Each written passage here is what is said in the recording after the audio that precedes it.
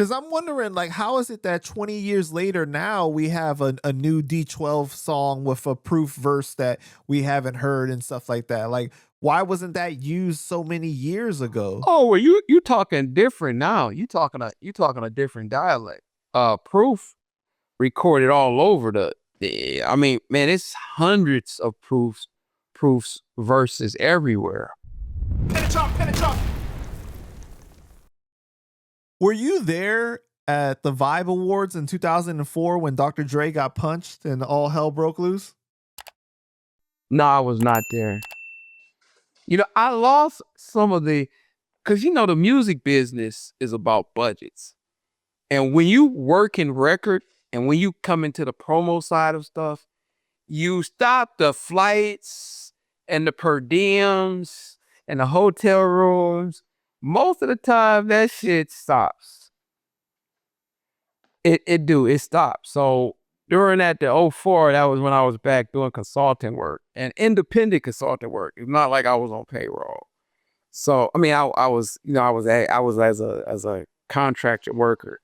So it was like a 1099 kind of thing. It wasn't a W-2 type of thing. Right. So yeah, I was not there at that. That was such a crazy situation. And then especially because of, Young Buck and him getting charged and everything. That was nuts, man. Like, I don't know when was the last time we saw something crazy like that happen on TV? What? You gotta remember, so much shit was happening. At that time, man, I gotta admit, man, I was in love during that time. I was in love during that time. So that 04, I was like, oh, my dad died in 04 and I was in love. And dude, I kind of checked out of the world, with those two things happening.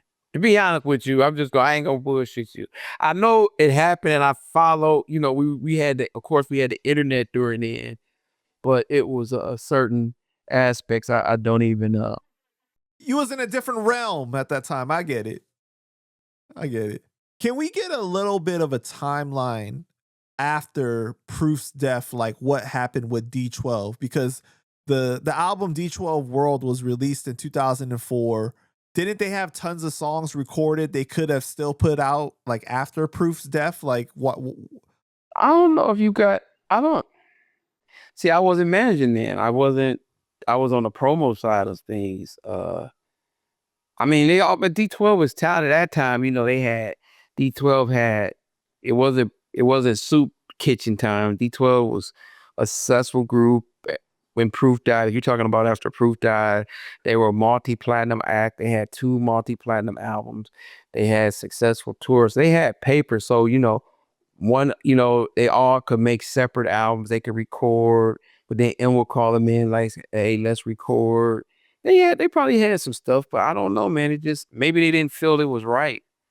I don't know if they had, and I'm speaking out of term here, but I really don't know if they had a lot of designated Proof verses with D12 when he died. Now that might be something I don't know, man, because I think they would come together because it was almost like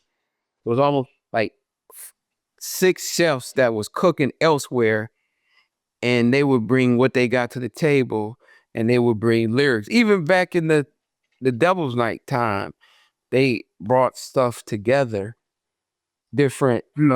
They pulled stuff from their own personal projects, and they put it together. Hey, this verse might go this, so that's how it was. It was like a group. It was like what teams do. They bring stuff together. They bring the best out of what they got cooking, and they at their kitchen, and they bring it together. Because I'm wondering, like, how is it that 20 years later now we have a new D12 song with a proof verse that we haven't heard and stuff like that? Like, why wasn't that used so many years ago? Oh, well, you talking different now. You talking a different dialect. Proof recorded all over I mean, man, it's hundreds of proofs verses everywhere.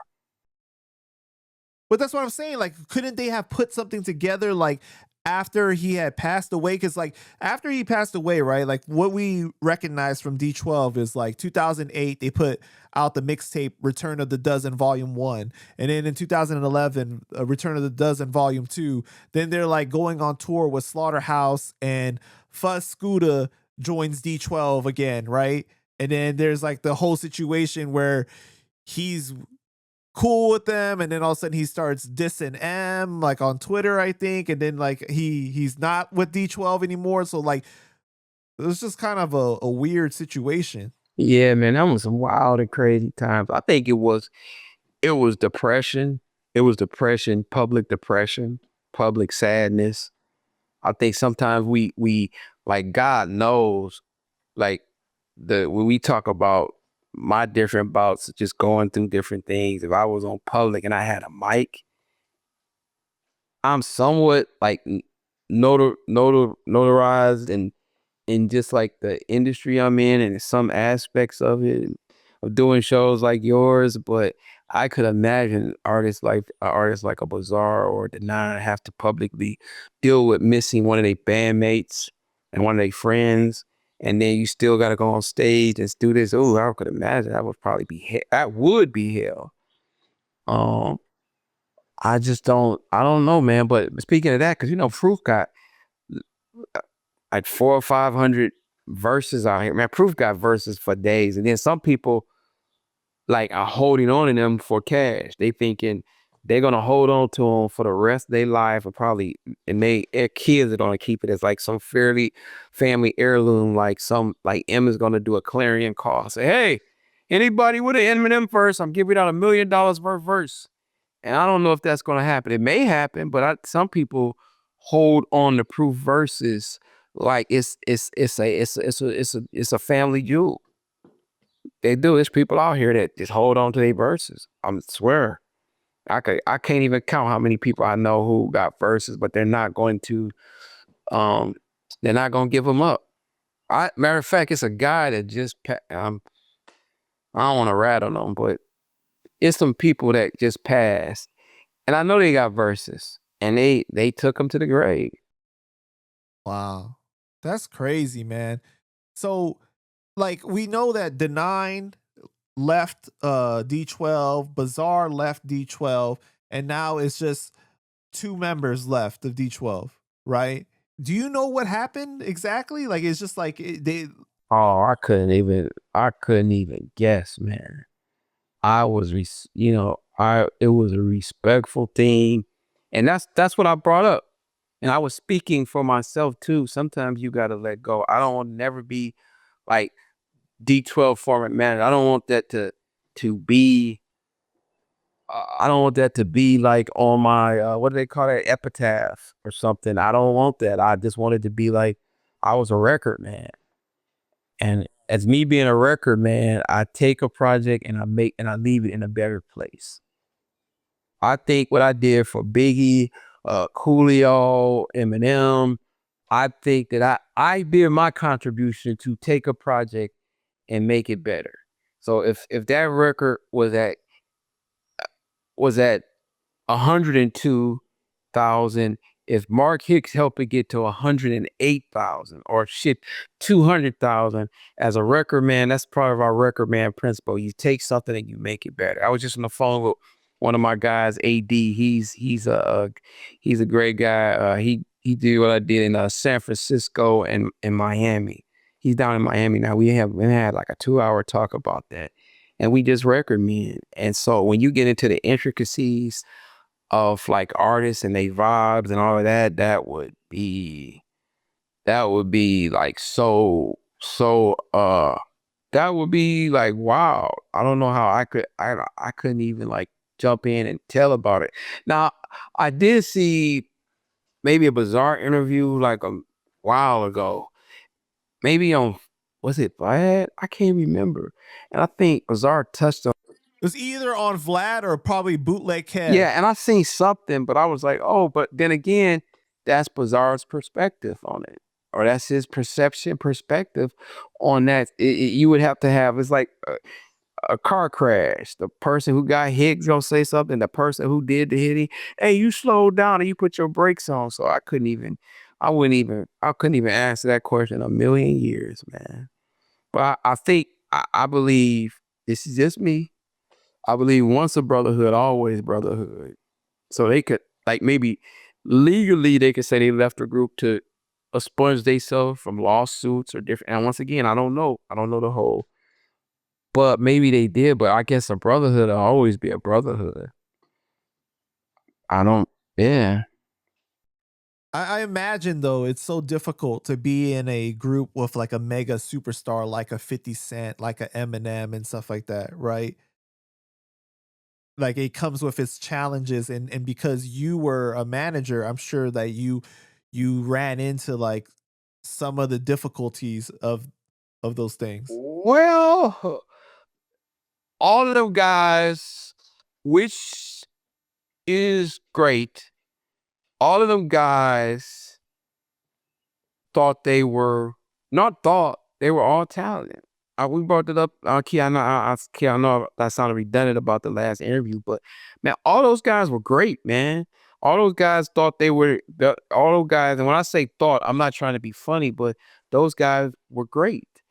And man, I love that. And I learned that from my mom. 'Cause one time my mom was at a parent teacher conference and she was pissed that my teacher was like talking shit about basically my teacher was like, oh man, he tried to be funny and he tried to do this and my mom was like, she was like, that's your fault. She was like, I gave you an honor A+ student and you give him a C. She was like, that's your problem. She was like, my son got the honor roll and he did this and he went up to he went to a seminar at Oakland University about science and I was sitting there, I was like, for a minute I was like, Mom, who are you talking about? I didn't say that, but my mom was hyping me up like, she was like, bro, she was like, I gave you an honor student. And I go back to D12. D12, all those guys, they never doubted themselves. And that's what made them them. And that's what we was talking about, how Proof was a catalyst for the community here. Like, yo, you great, man. You good. Proof would always hype up a person. And so D12, it was never no downing. It was never nobody like, I don't know what their term, like thinking nobody was never like in self-doubt. All those guys really thought, and when I say thought, I'm not being, they were great. They thought they were great. And it was just, hey, M caught on well, hey, we up in the echelon. So it was never no head down. And of course they knew because of M sold more records as a single artist. Yeah, he thought he thought they were, they knew that okay, M is gonna get more money because Marshall Mathers is selling more. And then we dividing up into like our pies are so crazy divided in terms of all the members, but no, D12, they never had no they never had no self no loss of confidence. They all were high esteem. I'm not talking about like their confidence, but I imagine when you're not getting the same kind of response like from the masses as like, you know, Eminem, because he's the looked at the main character and stuff like that. Like that has to like affect you somewhat like, damn, like I think I'm just as talented or I'm pretty up there at least, or I deserve more of a response or something like that. Like it has to be difficult too to because M cast such a big shadow, man. Like Yeah, but I mean, they too was grateful. They were grateful. They understood that M, getting on with Dr. Dre and different things, and they were grateful. right. Cause in life, all you got is a shot. Cause it could have been fucking Mary J. Blige, or it could have been fucking RZA. Could have said, "Hey, Swift, I want to produce your record." And I mean, it could have been so many different ways, and they knew that M took the M always seized the opportunity. he sees his opportunities, and at that time he was really seizing opportunities. I think now him lets the room can breathe. But it was a time, man, with the whole 50 and the era of Eminem when he was just on fire. I mean, it was, I mean, he was taking all the oxygen out of the room, not just for his boys, D12, but he was talking, he was shit. He was hot as cayenne pepper. Not was, but at that time he was just movies, groups, all of that. It was crazy, man. He had a historical run. Right.